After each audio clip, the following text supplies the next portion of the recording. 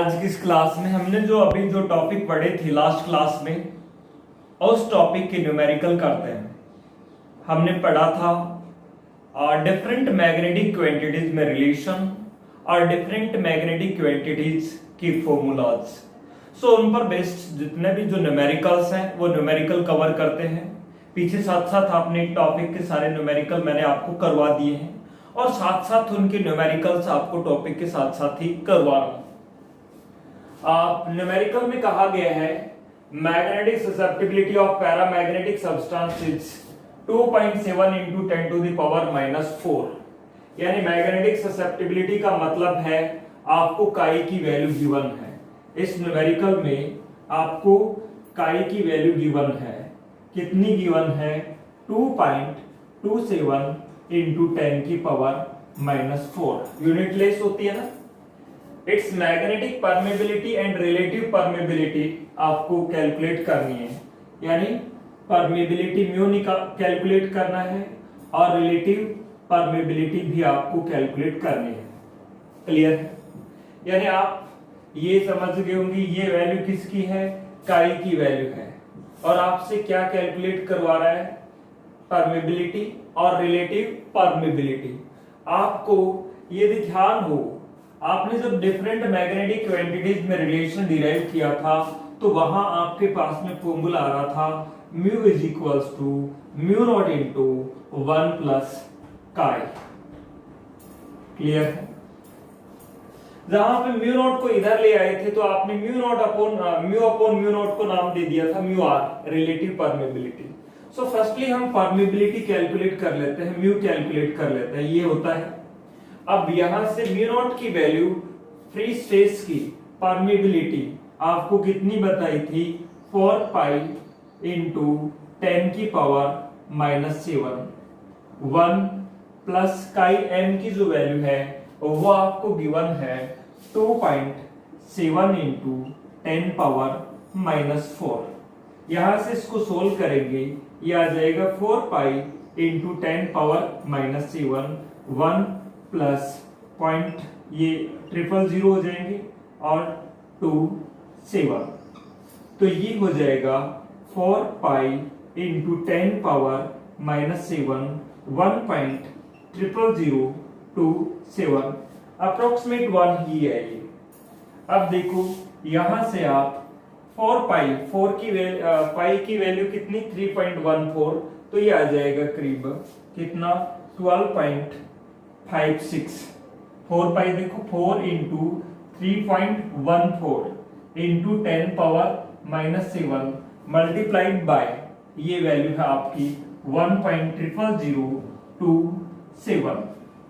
इससे आप मल्टीप्लाई करेंगे तो ये वैल्यू आती है 12.56 इंटू 1.00027 इंटू 10 पावर -7। वैसे तो ये वैल्यू नियर अबाउट 1 ही है, लेकिन 1 से थोड़ा सा ज्यादा होने की वजह से ये थोड़ी ज्यादा आती है। नियर अबाउट में हम इतना भी लिख सकते हैं और एग्जैक्ट में ये आप कैलकुलेट करेंगे तो ये आएगा 12.5634 इंटू 10 पावर -7। परमेबिलिटी की जो यूनिट है वो होती है हेनरी पर मीटर। क्लियर? अब आपको ये बोला गया है कि क्या निकालिए? रिलेटिव मैग्नेटिक परमेबिलिटी यानी म्यू आर कैलकुलेट करिए। सो म्यू आर के लिए फॉर्मूला आपको पता है। म्यू आर के लिए फॉर्मूला था क्या? 1 प्लस काई। क्लियर? देखो म्यू अपॉन म्यू नॉट क्या बन गया था? म्यू आर बन गया था, म्यू नॉट इधर लाते ही, है ना। तो 1 प्लस काई ये फॉर्मूला था मैग्नेटिक ससेप्टिबिलिटी। ये वैल्यू आपको गिवन है ना। तो यहां से आप लिख सकेंगे क्या? 1 प्लस काई एम की वैल्यू कितनी गिवन है? ये है ना, यही तो है। तो 2.27 2.27 है ये। 2.27 नहीं 2.7 है ना, 2.7 है। तो 2.7 इंटू 10 पावर -4 ये जो वैल्यू है ये आप कैलकुलेट करेंगे तो 1 प्लस कितना आएगा 00027 और इसको ऐड करेंगे 1.00027 है ना, ये आ जाएगी रिलेटिव परमेबिलिटी की वैल्यू। रिलेटिव परमेबिलिटी की यूनिट लेस होती है क्योंकि ये दो परमेबिलिटी का रेशियो होता है, तो इस तरह से ये आ जाएगा। Note down. नेक्स्ट न्यूमेरिकल है magnetic susceptibility of paramagnetic substances 2.3 × 10⁻⁻5, यानी जो वैल्यू आपको गिवन है उन वैल्यूज को आप लिख लें। क्वेश्चन में जो वैल्यू गिवन क्या है, मैग्नेटिक ससेप्टिबिलिटी, यानी काई की वैल्यू आपको गिवन है। काई की वैल्यू आपको जो गिवन है वो कितनी है 2.3 × 10⁻⁻5 यूनिट लेस होती है। It is placed in a magnetising field of 4 × 10⁵ ampere पर मीटर। मैग्नेटाइजिंग फील्ड, ये मैग्नेटिक फील्ड नहीं है, मैग्नेटाइजिंग फील्ड है। मैग्नेटाइजिंग फील्ड मींस H की वैल्यू आपको गिवन है कितना 4 × 10⁵ एम्पियर पर मीटर। कहा गया then find the intensity of magnetisation.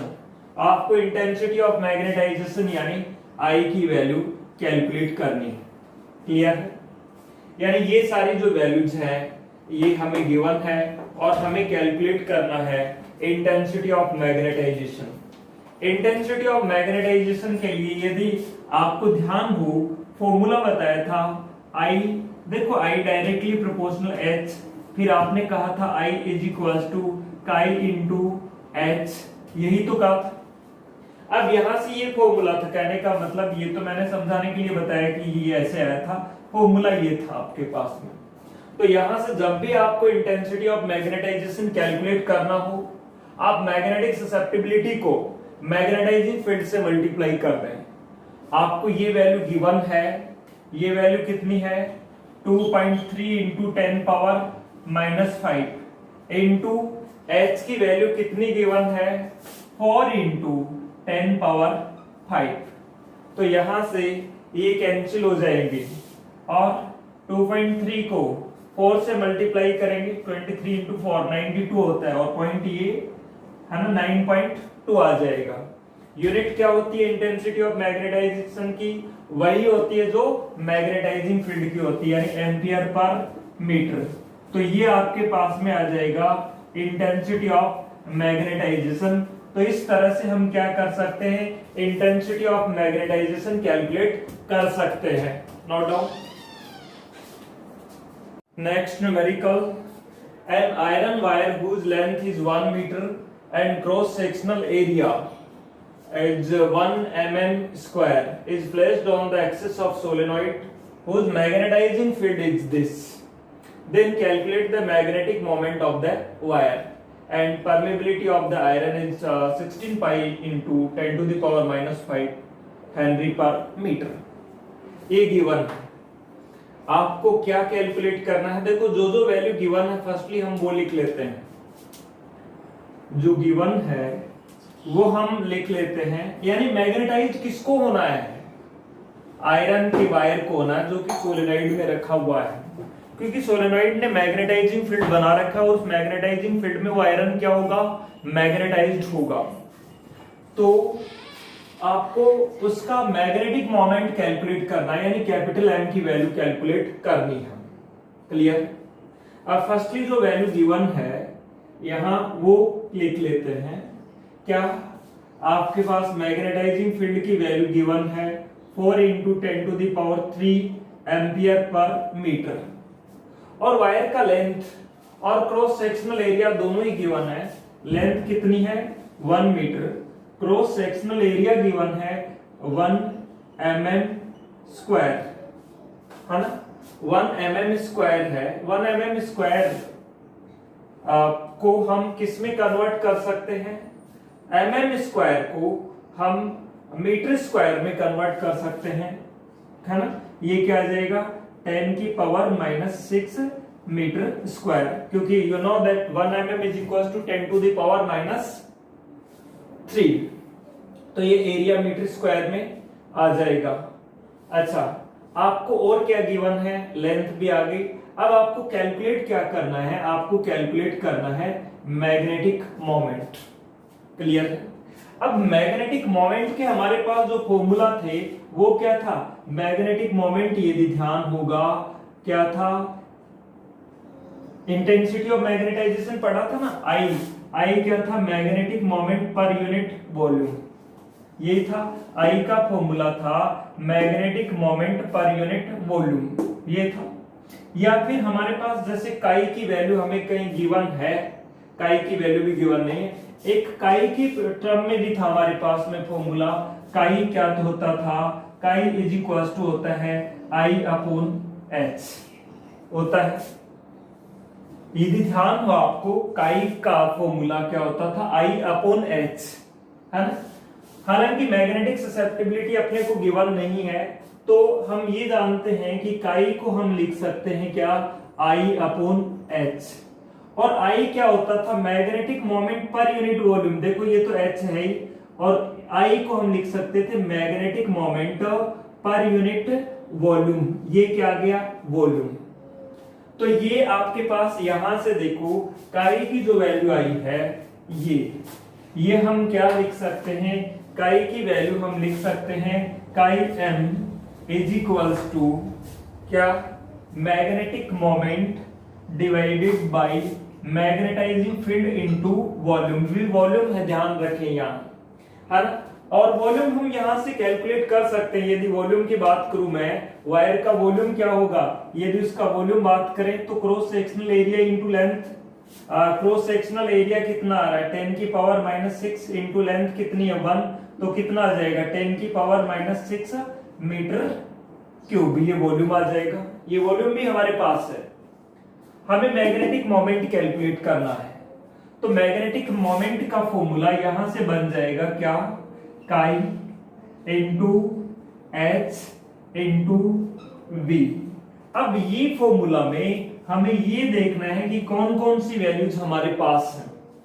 Volume हमारे पास है, मैग्नेटाइजिंग फील्ड की वैल्यू भी हमारे पास है, और काई की वैल्यू हमारे पास नहीं है। सो हमें किसकी वैल्यू कैलकुलेट करनी है, काई की वैल्यू कैलकुलेट करनी है। सो काई की वैल्यू कैलकुलेट करने के लिए, या मैं क्वेश्चन को मिटा देता हूं, काई की वैल्यू कैलकुलेट करने के लिए आपको ध्यान हो कि काई और म्यू में एक रिलेशन आया था, ध्यान हो, mu upon mu not is equal to 1 plus chi, और इस म्यू अपॉन म्यू नॉट को आपने लास्ट में म्यू आर नाम दिया था, ध्यान।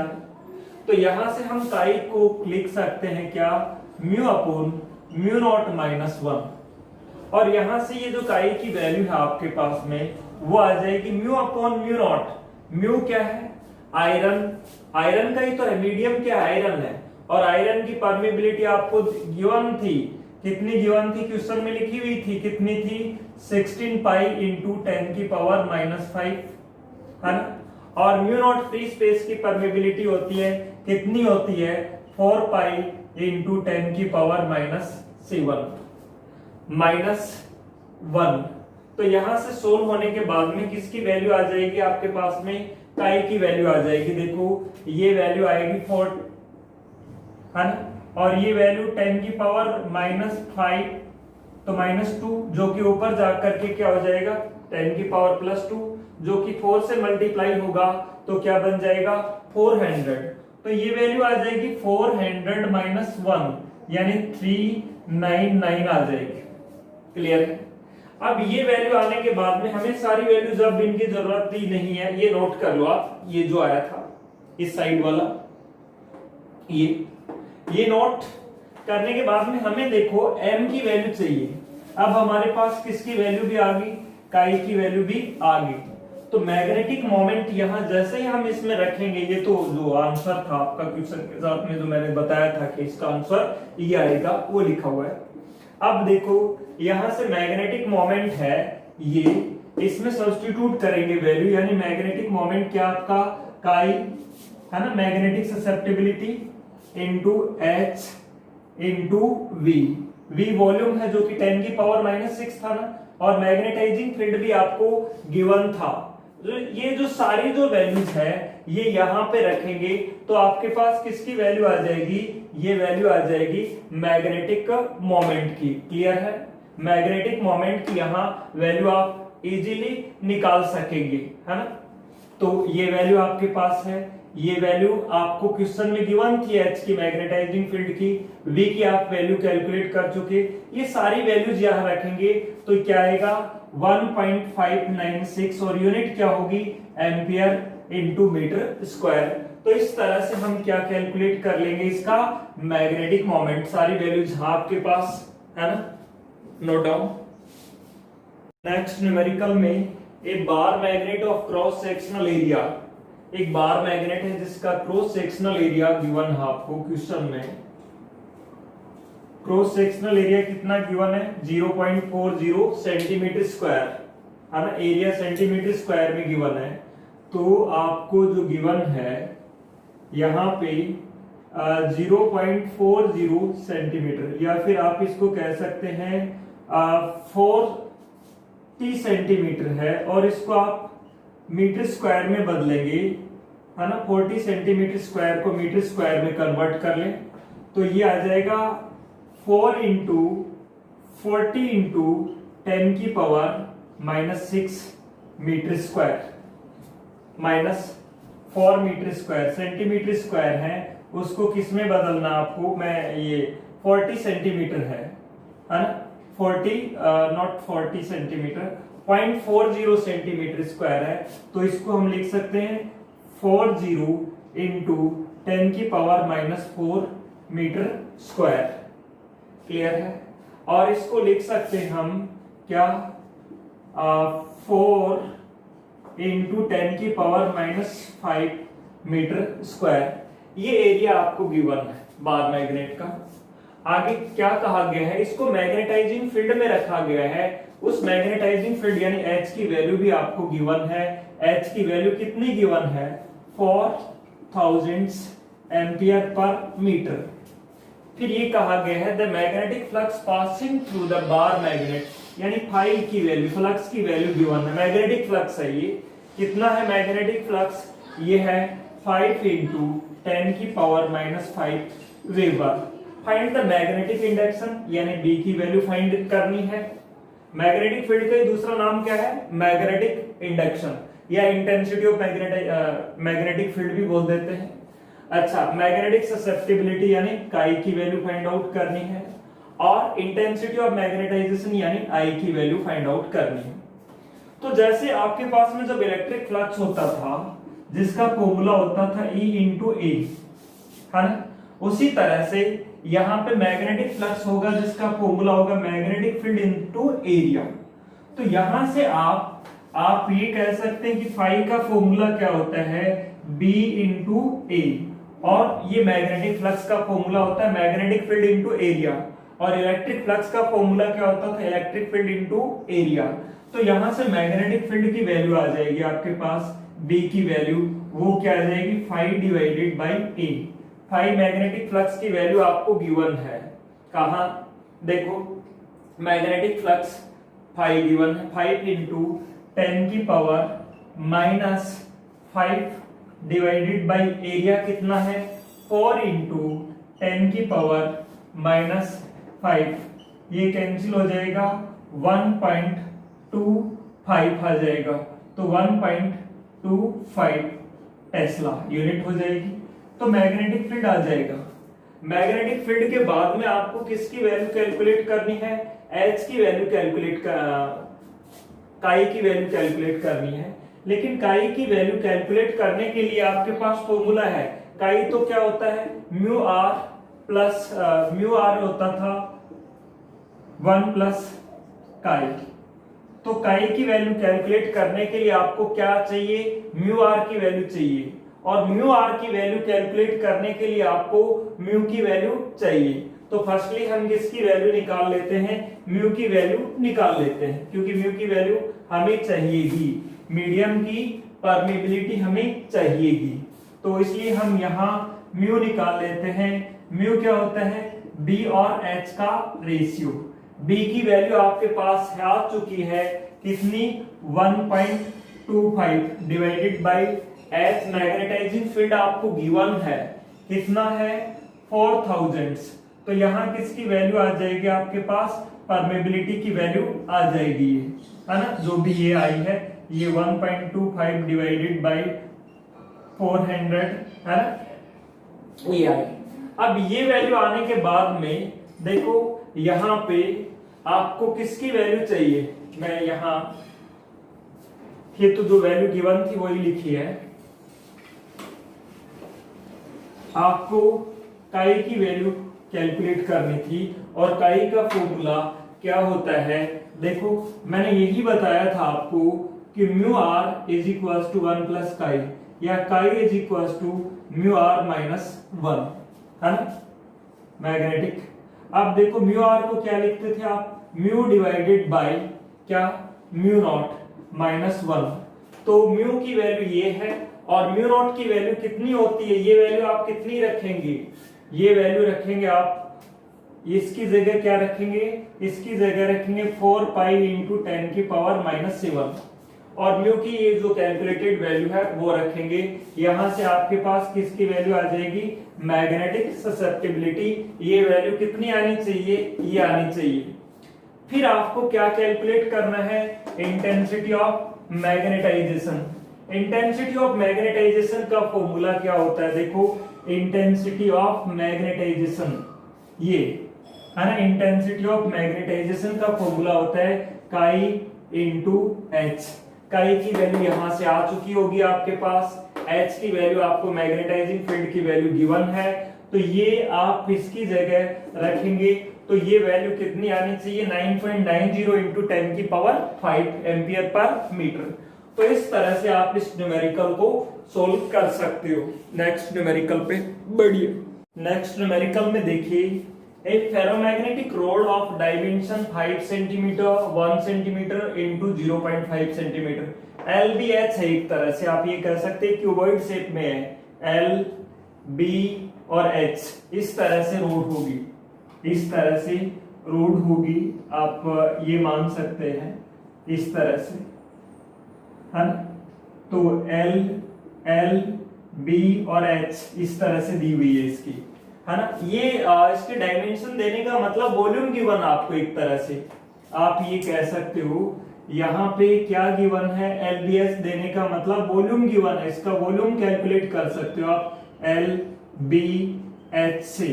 L लेंथ सेंटीमीटर में मीटर में बदलेंगे, 5 इंटू 10 की power minus 2, B 1 centimetre 1 into 10 की पावर माइनस 2 मीटर में, है ना, ये भी मीटर में, ये भी मीटर में, इंटू ये क्या है 0.5 इंटू 10 की पावर माइनस क्या हो जाएगा 2 मीटर में, तो ये वॉल्यूम आ जाएगा उसका 5 और 2.5, है ना, इंटू 10 की पावर माइनस 6 मीटर क्यूब, ये वॉल्यूम गिवन है एक तरह से, इस डायमेंशन देने का मतलब ये हुआ। Is placed in a magnetising field of 10 power 4, यानी H की वैल्यू, मैग्नेटाइजिंग फील्ड का मीनिंग है H की वैल्यू आपको गिवन है कितना, 10 की पावर 4 एम्पियर पर metre. If the magnetic moment is 10 ampere metre square, है ना, magnetic moment means capital M की वैल्यू गिवन है 10 ampere metre square. Find the magnetic induction, यानी क्या कैलकुलेट करिए, B कैलकुलेट करिए। आपको मैं बताऊं ये B की वैल्यू आंसर में ये है। अब आपको मैं बताऊं, यदि आपको ध्यान हो, मैंने डिफरेंट मैग्नेटिक क्वांटिटीज में रिलेशन बताया था, तब ऐसे शुरू किया था, प्लस म्यू नॉट एन आई को H लिखा था, प्लस म्यू नॉट आई जहां पर इंटेंसिटी ऑफ मैग्नेटाइजेशन थी। फिर मैंने ये कहा था इसको कॉमन ले लें अपन, तो ये आ जाएगा H प्लस आई, है ना, और इसको लिखा था म्यू नॉट H, है ना, और I को लिख सकते थे हम काई H, तो इसको लिखा था काई H। और आप किसको कॉमन ले सकते हैं, H को कॉमन ले सकते हैं, है ना, क्योंकि आपको क्या चाहिए, आपको इंटेंसिटी ऑफ मैग्नेटाइजेशन गिवन नहीं है, तो इंटेंसिटी ऑफ मैग्नेटाइजेशन को फिनिश करना है। इंटेंसिटी ऑफ मैग्नेटाइजेशन क्या था, काई अपॉन H, यही था ना, यानी आपको यहां से वैल्यू कैलकुलेट करनी थी इंटेंसिटी ऑफ मैग्नेटाइजेशन की, जो कि क्या था काई अपॉन एच, या इस इंटेंसिटी को लिख लो आप, एम निकालना, एम दिया हुआ ना, ये क्या था magnetic moment per unit volume, है ना, ये क्या था इंटेंसिटी ऑफ मैग्नेटाइजेशन क्या था magnetic moment per unit volume. यहां तक की बात समझ में आई। अब देखो यहां हमें कौन कौन सी जो वैल्यूज है वो गिवन है, H की वैल्यू गिवन है, मैग्नेटिक मोमेंट की वैल्यू हमें गिवन है, वॉल्यूम हमें गिवन है, और म्यू नॉट की वैल्यू आप कितनी रखेंगे, म्यू नॉट की वैल्यू आपको सब्स्टिट्यूट करनी है इसकी जगह पे कितना 4 पाई इंटू 10 की पावर माइनस 7, है ना। बाकी सारी जो वैल्यूज हैं वो आपको गिवन है। ये जैसे ही रखेंगे तो B की जो वैल्यू है वो कितनी आनी चाहिए 5.036 टेस्ला। तो इस तरह से आप इसको कैलकुलेट करना। नेक्स्ट क्वेश्चन में कहा है a coil of length L in the shape of an equilateral triangle and it is free to rotate in the magnetic field B. B vector is in the plane of coil. If I current is flowing through it and it produces a torque, then find the side of triangle. Triangle की side find करिए। Question को मैं समझा देता हूं। एक coil है इस तरह की और कैसी शेप में है, एक इक्विलैटरल ट्राइंगल की शेप में, यानी ये लेंथ भी L है, ये भी L है और ये भी L है मान लिया जाए तो। और ये एक मैग्नेटिक फील्ड में रखी गई है और मैग्नेटिक फील्ड इसके प्लेन में है, जैसे U, ये मार्कर ये मैग्नेटिक फील्ड है और ये इसका प्लेन है, ऐसे रखी हुई है U। तो ये मैग्नेटिक फील्ड इसके प्लेन में है और कॉइल का एरिया क्या होता है प्लेन के परपेंडिकुलर, है ना। तो एरिया और मैग्नेटिक फील्ड के बीच का एंगल कितना हो जाएगा 90। क्यों? क्योंकि एरिया किधर होता है कॉइल के प्लेन के परपेंडिकुलर और मैग्नेटिक फील्ड कॉइल के प्लेन में है। तो मैग्नेटिक फील्ड और इस कॉइल के एरिया के बीच एंगल कितना होगा, एरिया आपने बताया किधर होता है परपेंडिकुलर टू प्लेन, तो एंगल कितना हुआ 90 हुआ। और इसमें करंट फ्लो हो रहा है I। आपने ये देखा था जब किसी भी करंट कैरिंग कॉइल को मैग्नेटिक फील्ड में रखा जाता है तो वो क्या एक्सपीरियंस करती है, टॉर्क एक्सपीरियंस करती है। और टॉर्क की वैल्यू यदि ध्यान हो आपको बताई थी mb sin थीटा। कहने का मतलब हमारे पास और थीटा की वैल्यू कितनी है 90 है, तो टॉर्क हमारे पास आता है। लेकिन साथ में हमें यह भी पता है कि इसका जो मैग्नेटिक मोमेंट है ना, इसका मैग्नेटिक मोमेंट क्या होता है m इज इक्वल्स टू होता है I इंटू एरिया, I जहां पे करंट है। अब I ये करंट है, कहीं इंटेंसिटी ऑफ मैग्नेटाइजेशन ना समझ जाए आप, I ही दिया हुआ है इसने कैपिटल I, इसलिए मैं स्मॉल I नहीं लिख सकता, है ना। अब एरिया, इसका ध्यान रखो आपने 10th क्लास और लेवल पे स्टडी किया है कि ये साइड यदि L है, ये भी L है, ये भी L है, तो ऐसे ट्राइंगल को क्या कहा जाता है इक्विलैटरल ट्राइंगल। और ऐसे ट्राइंगल का जब हम एरिया कैलकुलेट करते हैं तो आता है √3/4 L स्क्वायर। ये क्या आता है इस ट्राइंगल का एरिया, इक्विलैटरल ट्राइंगल का एरिया यही आता है, आप कैलकुलेट करके देख लीजिए यही आएगा। तो ये एरिया, तो ये आएगा √3/4 L स्क्वायर, L जहां पर इसकी लेंथ है। ये इसको एरिया को हमने किससे मल्टीप्लाई कर दिया करंट से, है ना। तो ये हमारे पास आ गया मैग्नेटिक मोमेंट, है ना। अब इस करंट को कैरिंग कॉइल को मैग्नेटिक फील्ड में रखा जाता है तो टॉर्क कितना एक्सपीरियंस करती है mb sin थीटा।